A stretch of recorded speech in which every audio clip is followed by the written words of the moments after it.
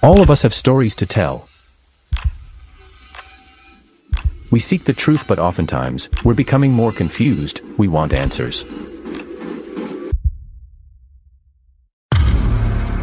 Stories of the unknown, the dark, and the weird.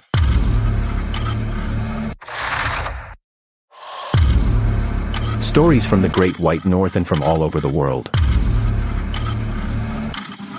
Come join us as we seek the truth. Find the answers, discover the mysteries, and face our fears.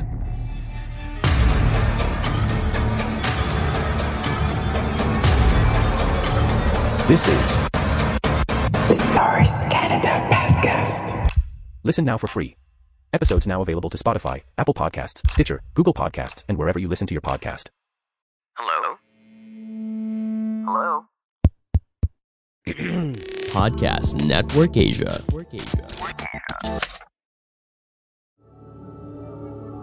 This episode may include topics, references, or discussions around sexual assault, domestic violence, stalking, physical violence, or subject matters that may be disturbing to some of our listeners. We do acknowledge that this content may be difficult. We also encourage you to care for your safety and well-being.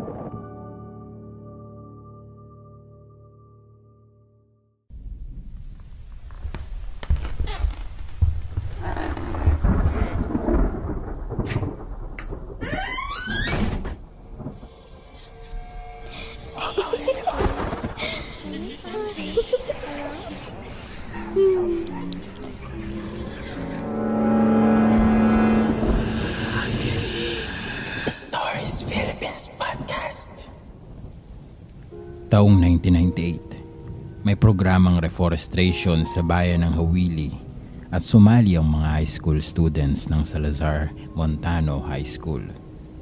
Umakyat sila ng bundok, bit-bit ang mga pala at seedlings.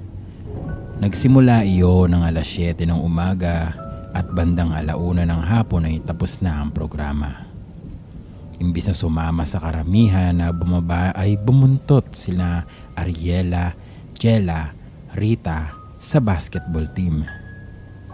Maganda raw yung ilog, may falls pangaraw. Kwento ng MVP na si Rendon. Ito ang nangunguna sa grupo habang naglalakad sila dahil ito ang may kakilalang mangangahoy na nakapunta na ng ilog.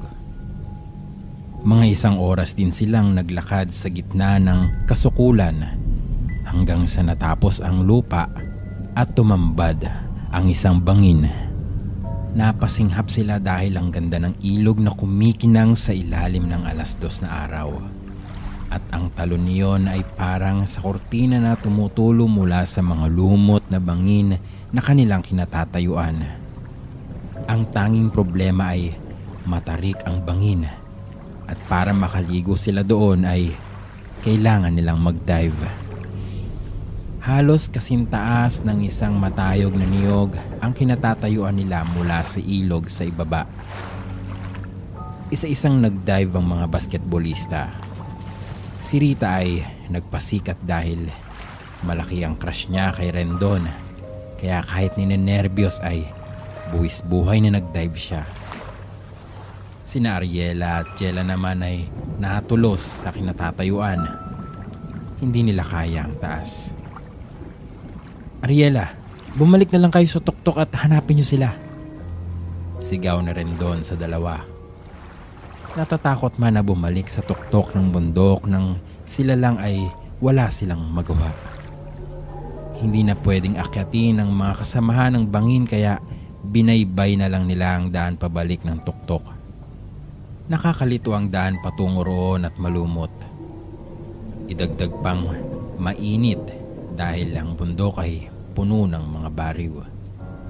Ito ay isang uri ng pandan na napakaraming dahon. Ubos na ang baon nilang tubig kaya pawisan at nayayamot na ang kanilang mga itsura sa sobrang uhaw. Hindi pa nila matukoy kung tama ang kanilang dinadaanan dahil hindi nila makita ang iba nilang kaklase. Bandang 5:00 na nang makababa sila sa isang malubak-lubak na kalsada at nakasalubong nila ang kanilang principal na kasama rin nilang umakyat ng bundok kanina. "Ma'am, Tuwang-tuwa nilang tawag. Sa wakas ay may nakita silang pamilyar na mukha. Ewan nga kung saan na ang iba nilang kasamahan. Napalingon si Mrs. Antonio at nagtanong kung paano sila napadpad sa baryo nito dahil sa kabilang barangay daw naghihintay ang mga jeep na maghahatid sa kanila sa poblasyon. Ikinuwento nilang naligaw sila.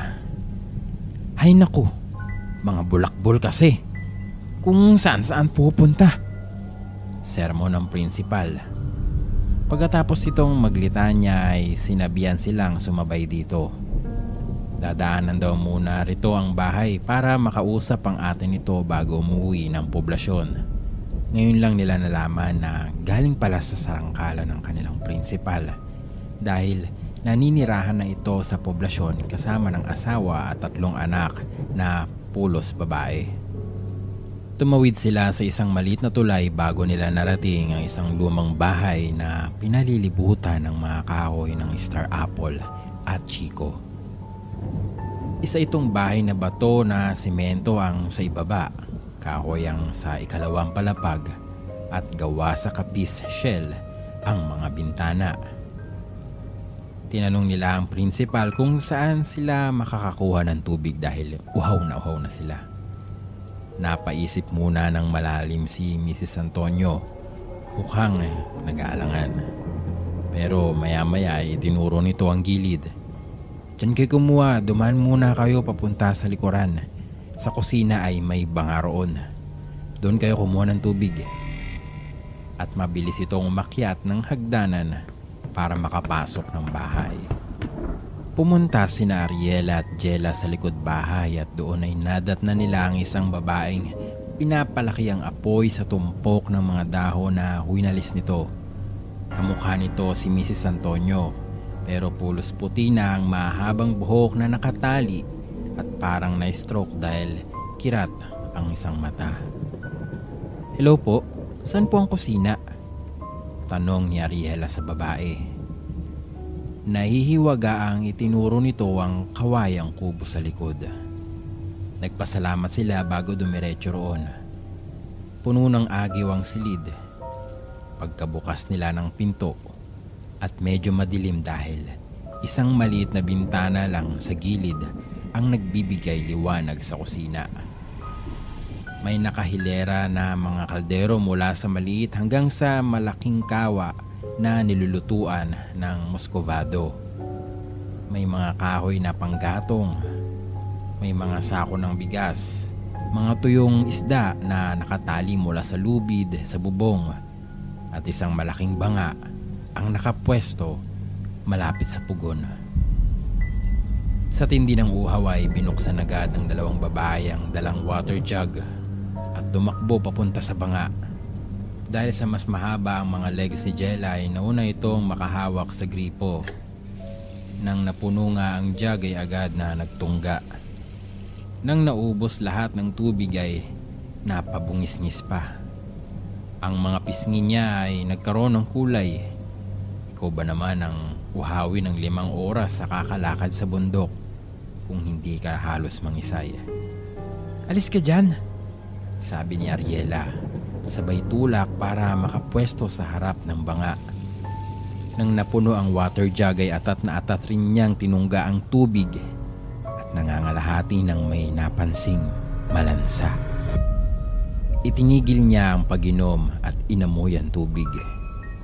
Malansa talaga. Parang aso na hindi pinaliguan ng 3 buwan na ewan. Ipinaamoy niya yung kay Jella at halos maduwalang kaibigan. Shit! Sa sobrang uhaw ko hindi ko na namalayan ang amoy. Mura ni Jella. Kapwa sila napatingin sa malaking banga. Gawa ito sa seramiko at halos 5 talampakan ng taas. Hindi naman sobrang luma. Yun nga lang sa ibabang banda ay nilulumot na ang disenyo ng mga inukit na dahon. Nasagi pa ng tingin nila ang batong takip at napatanong kung ano kaya ang laman ng banga kaya naging malangsa ang tubig. Dahil nga sa mataas at hindi abot ang takip ay sinipa ni Ariela ang malaking kaldero sa gilid para may mapatungan. Tumunog kaya pinagtulungan nilang buhatin para hindi marinig ni Mrs. Antonio. Nang mailagay na sa magandang pwesto ay inakyat iyon ni Ariela. Mabigat ang batong takip kaya 2 kamay ang ginamit niyang panghila. Tumiyad siya para matingnan ang loob ng banga. Madilim kaya nag-adjust muna ang mga mata ni Ariela para maaninag ang loob. At may gumalaw. Ikinurap-kurap niya ang mga mata para siguraduhin may nakikita. At umalog ang banga dahil hindi lang isa ang gumalaw, kundi 2. Kung ano man itong mabalahibong nasa loob ng banga. Bumaliktad ang sikmura niya at matutuwal na sana ng isang tuka na may maputlang gilagid at maliliit na pangil ang bumuka at pumaibabaw na para bang humihingi ng pagkain. Nanlaki ang kanyang mga mata at napanganga rin siya. At nagpanik siya nang nag-iyakan ng tik-tik-tik ang nasa loob. Mabilis niyang ibinalik ang takip at natakpan agad ang ingay. Ano ang nakita mo? Bakit tumutunog yun? Namumutlang tanong ni Jella. Magsasalita sana si Ariela nang may narinig silang sigawan sa labas.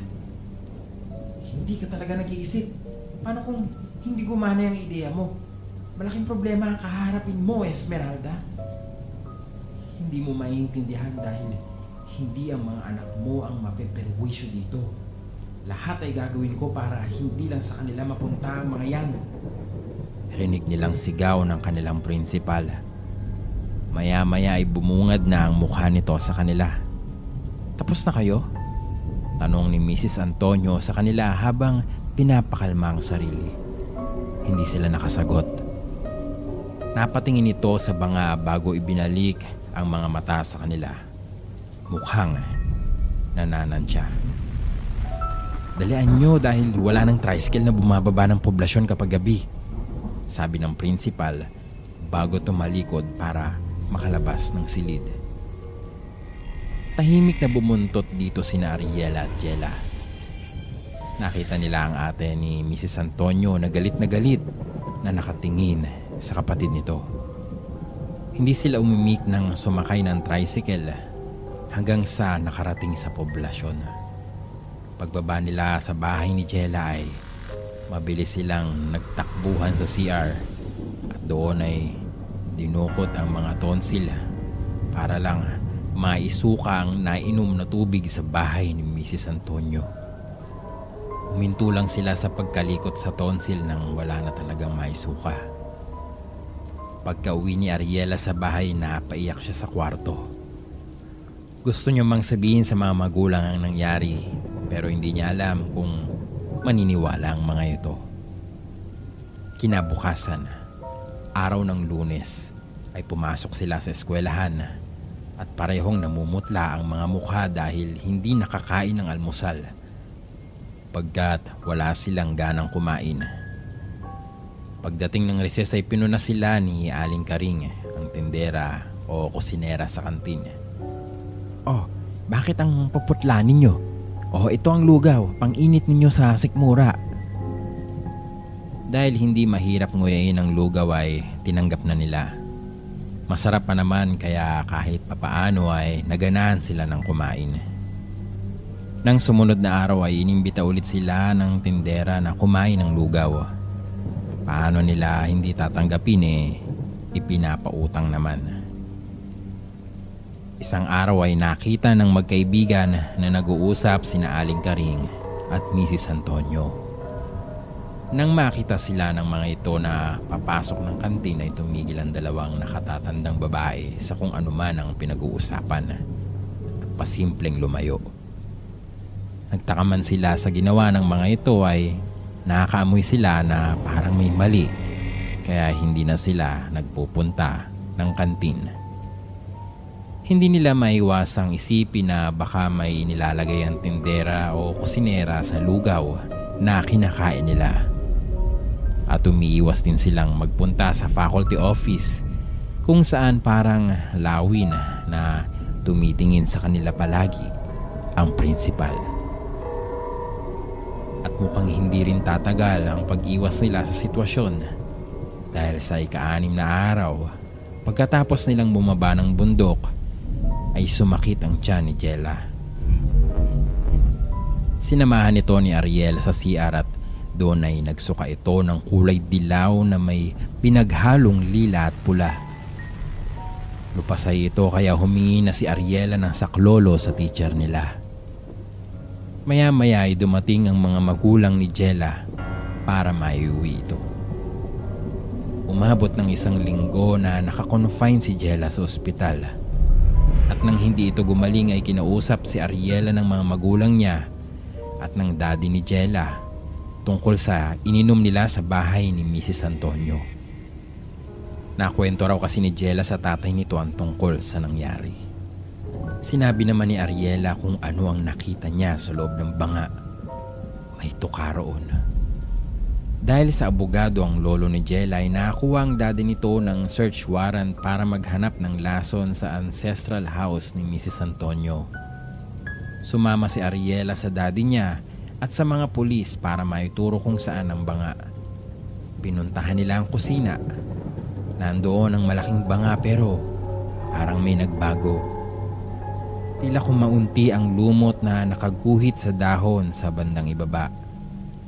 Lumapit ang isang pulis at tiningnan ang laman ng banga. Wala raw anumang tuka roon.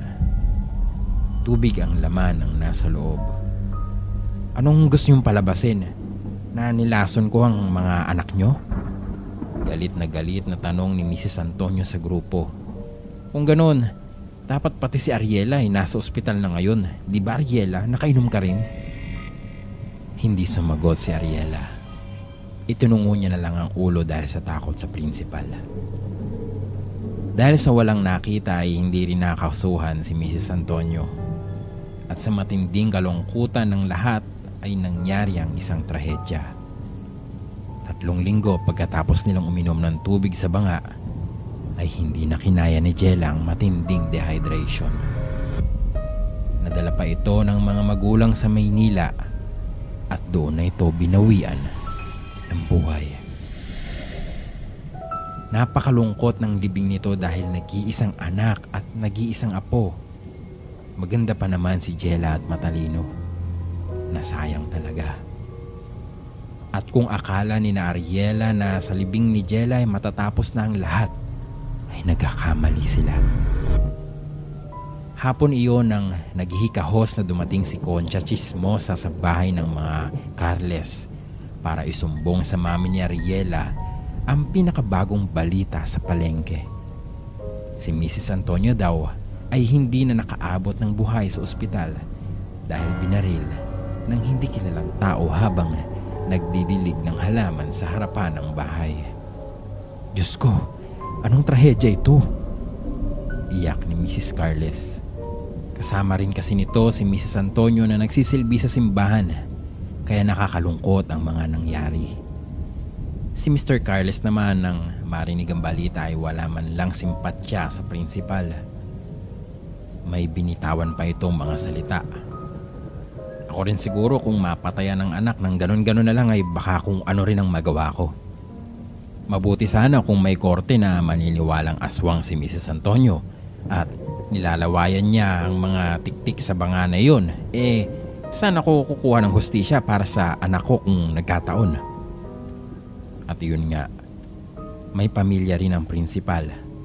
May asawa, anak, mga manugang at kaibigan na nagsasabing gawa-gawa lang daw ang kwento tungkol sa banga. Ang ipinupunto nila ay si Ariela. Kung totoo raw na aswang si Mrs. Antonio at may binubuhay na mga tiktik sa banga, bakit daw hindi nagsuka si Ariela gayong nakainom din ito?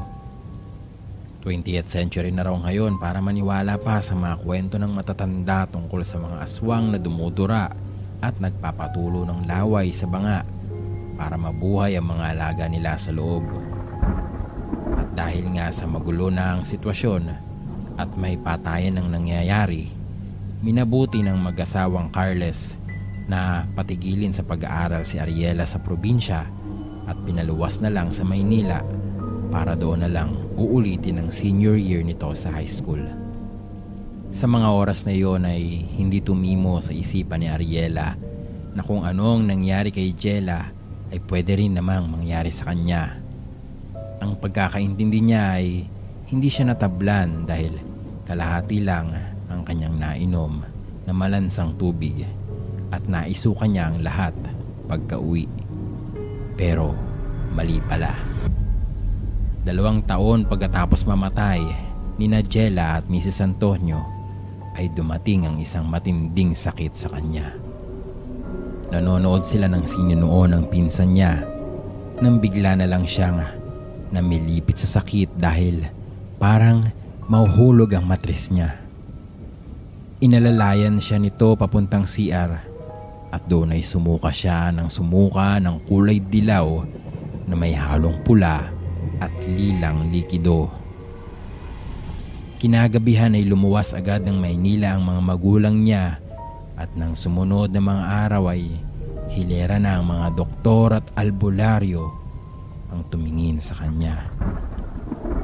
Hindi na niya maalala kung ano ang nangyari dahil halos wala na siyang malay.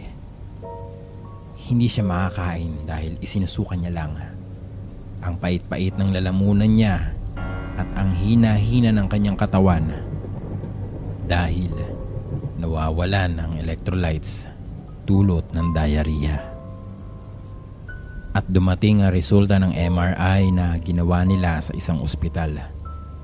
Meron daw tumutubong tumor sa kanyang matris at posibleng ito ang nagdudulot ng malubhan niyang pananakit ng tiyan at diarrhea. Hindi na nagpatumpik-tumpik ang mga magulang ni Ariela.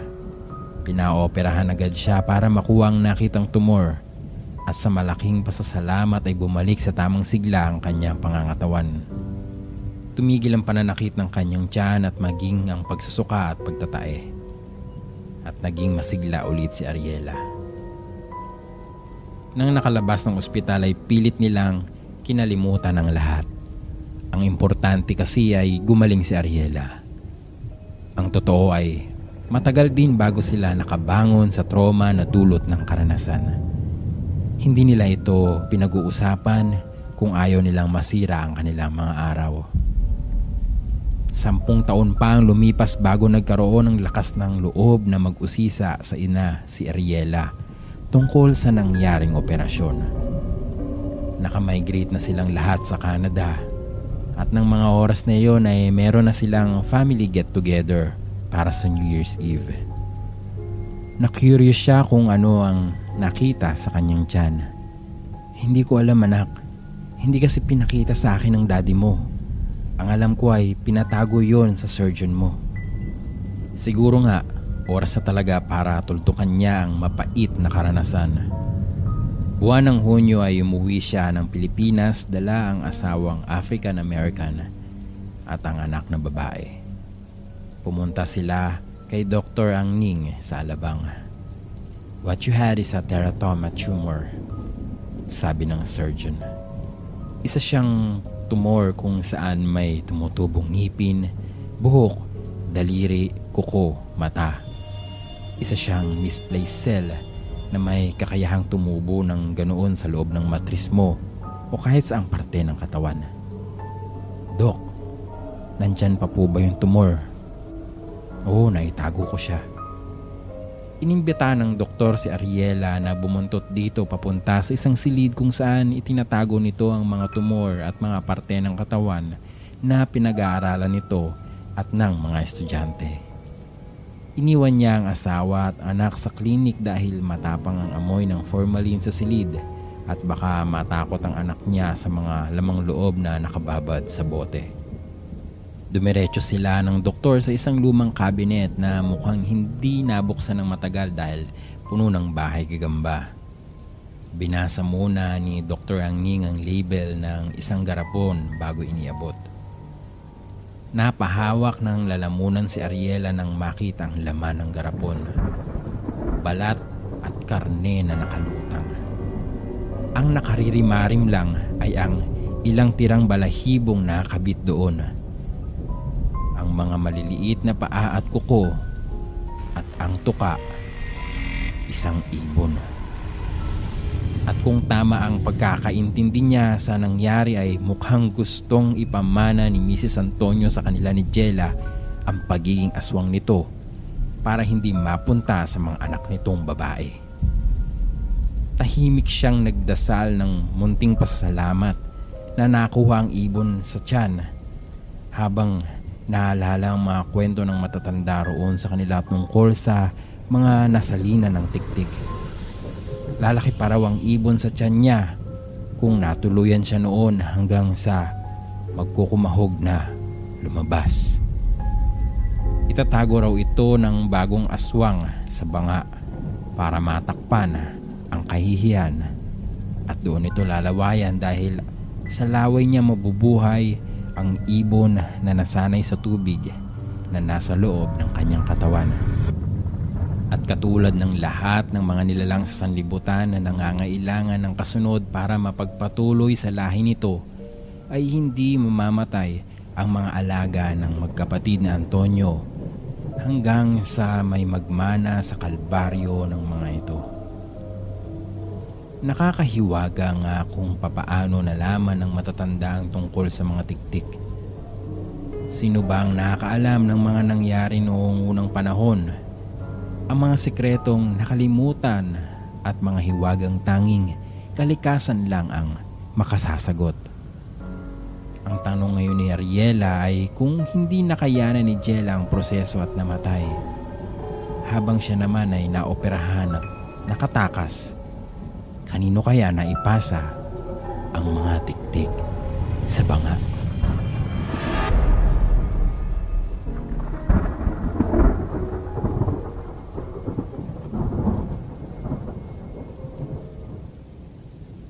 Hey guys, bago natin ipagpatuloy ang kwentuhan, isang paalala muna mula sa Podmetrics.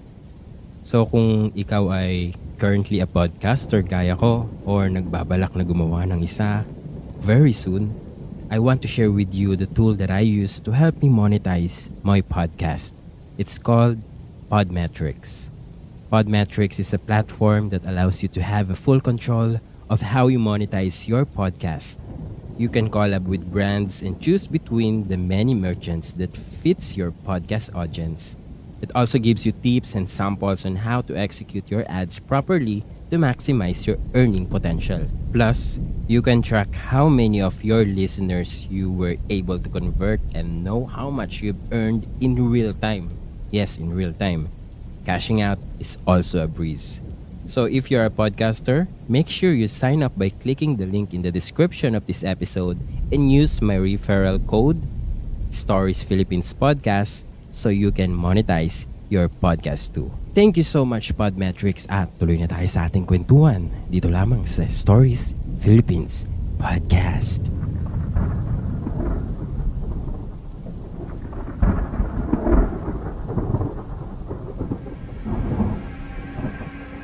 Marami sa atin ang nagsasabi na huwag matakot sa mga multo o mga kaluluwang ligaw, bagkus ay matakot sa buhay. Hindi naman daw kasi tayo kayang saktan ng mga kaluluwang ito. Pero papaano kung kaya kanilang saktan? Dapat ka pa bang magsawalang bahala?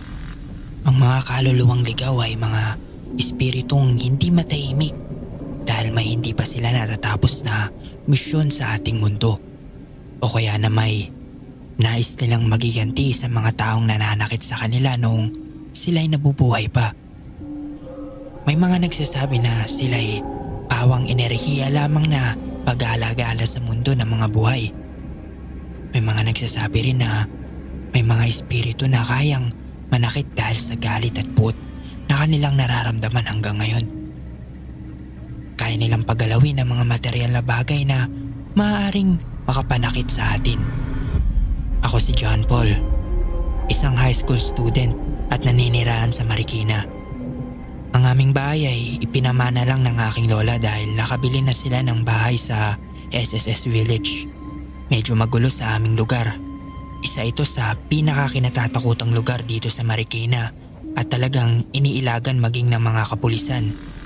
Iyon ang dahilan kung bakit mas natatakot ako sa buhay kaysa sa mga taong namayapa na.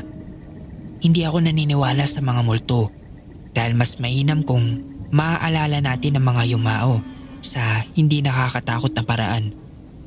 Sa ganong paraan ay mas matatahimik sila. Pero may mga paniniwala talagang babaguhin ng ilang pangyayari sa ating buhay. Akala ko nooy hindi ako makakaramdam ng takot sa mga kwentong multo. Ngunit nung ako na mismo ang nakakita nito'y hindi ko napigilan ang aking sarili na kilabutan. Nangyari yun nang magising ako ng isang madaling araw upang gumamit ng banyo. Malakas ang loob ko kahit na madilim dahil hindi naman ako matatakutin. Medyo inaantok pa akong bumangon upang magtungo sa banyo, ngunit nawala ang antok ko nang may makita akong babae sa kusina. May hawak itong kutsilyo at nalilisik ang mga mata sa akin. Para bang anumang oras ay handa niya akong sunggaban at saksakin ng hawak niya. Nanginginig kong kinilatis kung sino yun, ngunit hindi ko pa siya nakita buong buhay ko. Nung una'y hindi sumagi sa aking isipan na isa yung multo, kaya kumaripas ako ng takbo papunta sa kwarto ni Mama at Papa. Nagising sila at kagad kong sinabi na napasok kami ng magdanakaw. Nagmamadali silang tumungo sa kusina, ngunit hindi nila nakita ni anino ng tinutukoy ko. Imposible daw na magnanakaw yon dahil nakalak pa rin ang mga pinto't bintana.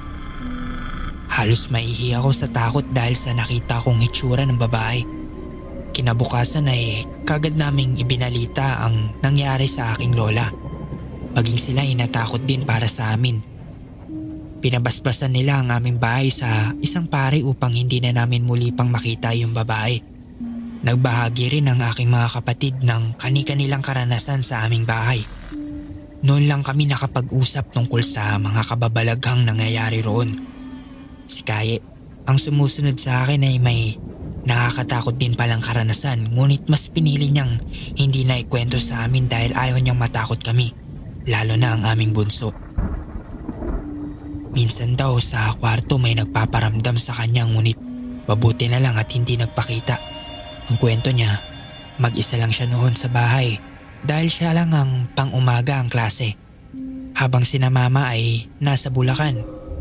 Pagka-uwi niya ay kagad siyang natulog dahil sa pagod. Bandang 4:00 nang magising siya, ngunit mas pinili niyang damhin ng higaan at hindi muna bumangon. Maya-maya pa'y tumunog ang kanyang cellphone. Kinuha niya ito para sagutin ang text ng kaibigan. Habang kausap ito ay narinig niyang bumukas ang aparador sa kanyang paanan. Kinilabutan siya lalo nang mapatingin siya roon. Para siyang nasa isang nakakatakot na pelikula. Dahan-dahan itong bumukas hanggang sa matanaw niya ang mga damit na laman nito. Niisip niyang imposibleng hangin ang may gawa nun dahil hindi naman mahangin ng hapon na iyon. Sa sobrang takot ay lumabas siya ng kwarto at nagtungo sa sala kung saan tanaw niya ang mga tao sa labas. Sa ganong paraan ay mababawasan ang nararamdaman niyang takot. Pero nagulat siya nang lumapit sa pinto ng kwarto ang alaga naming aso na si Venom at may kinakahulan siya sa loob.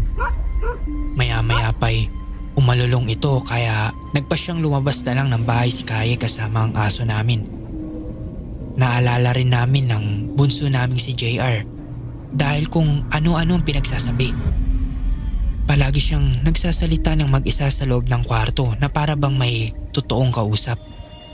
Ang kakaiba pa sa bunso namin, minsan ay gumigising siya ng madaling araw at binubuksan ang pinto at nagsasabing uuwi na raw siya sa bahay nila. Hindi ko alam kung saang bahay ang tinutukoy niya dahil nasa loob naman siya ng aming bahay. Kapag patutulugin na namin siya ay bigla siyang magagalit at iiyak. Sasabihin niyang lagi siyang pinipigilan.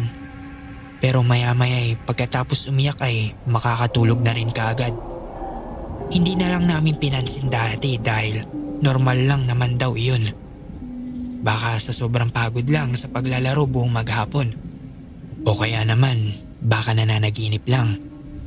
Pero simula nang may makita akong babaeng may hawak na kutsilyo, hindi na namin maiwasang isipin na konektado ang mga iyon.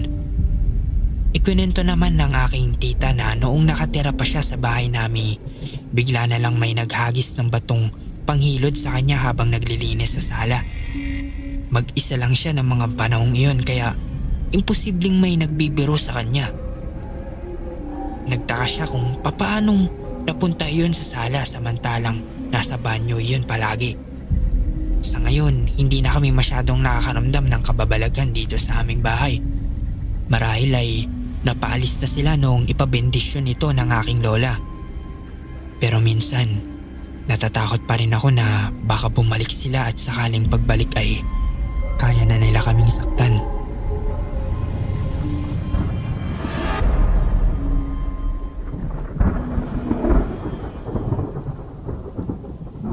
Kung may mga kwento ka namang nais ibahagi sa amin, mangyari lamang na makipag-ugnayan sa aming mga social media accounts o bisitahin ang aming website para malaman ang mga paraan kung papaano ka makapagpapadala ng mga kwento. Lahat ng link na nabanggit sa episode na ito ay makikita sa ating show notes. Muli maraming salamat sa pakikinig at hanggang dito na lamang. Hanggang sa susunod na kwentuhan natin, dito lamang sa